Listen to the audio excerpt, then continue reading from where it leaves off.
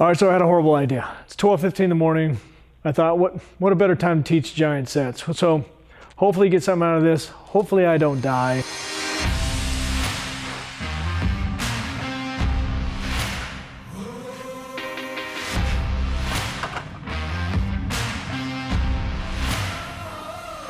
All right, so before I run through the gauntlet again, let me run through kind of some tips of each exercise, but also kind of the methodology of why I do it this way. Because some people do, different body parts throughout. So they might do like side delts, they might go front and then posterior and then jump back to side again. Or if they're doing legs, they might go quads, glutes, hams, kind of mix it up. For me, I stick to one body part. So if I'm trashing quads, the whole gauntlet's gonna be quads.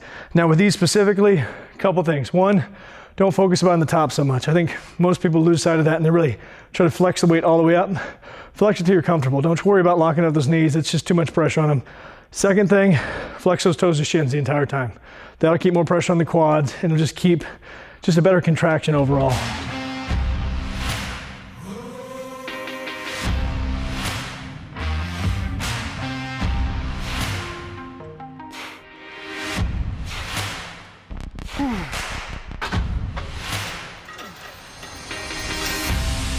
With these, I really focused on, again, sissy style of squat, but I really feel like I'm kicking back. Almost if you've ever done a pendulum squat before, or even an old school, sissy squat where you're leaning back and you're putting all your pressure, and almost feel like you're kicking yourself back, kicking those knees back, and not just driving up.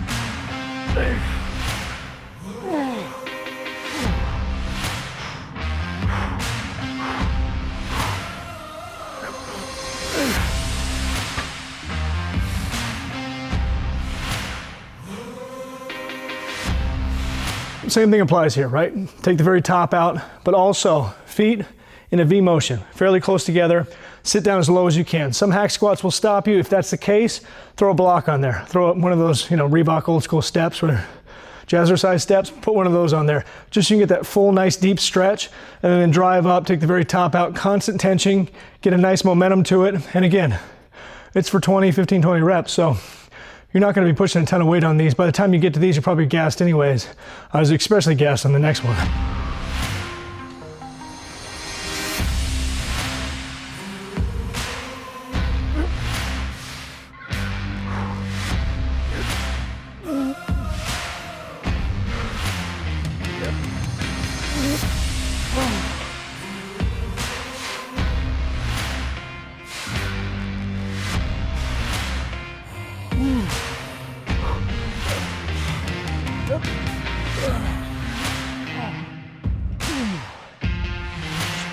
So the first variation of these sissy squats, I'd love to be able to do every single time, but even fresh, I can only get 8, maybe 10 reps on these, and I'm cashed out.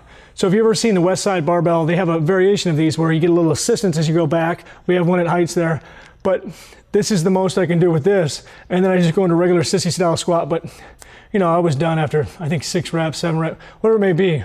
I had nothing left.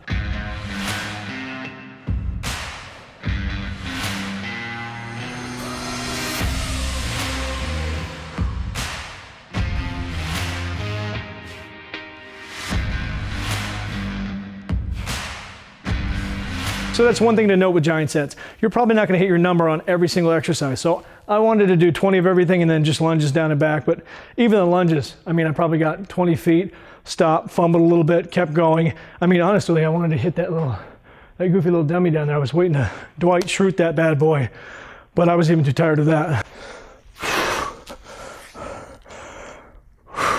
So one thing to note on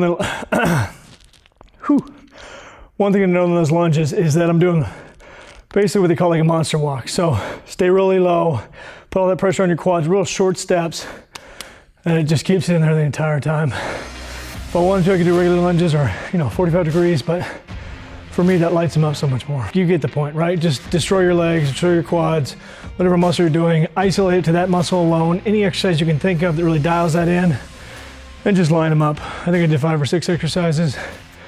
Did two sets, about to do 3. I imagine the third one's gonna be about as ugly as it can get. I'll probably get 2 reps of everything. If you haven't already, like, subscribe, hit the notification button, bell, whatever it's called. Get after it, get growing. I'll talk to you soon. Giant sets. Beneficial, deadly. You be the judge.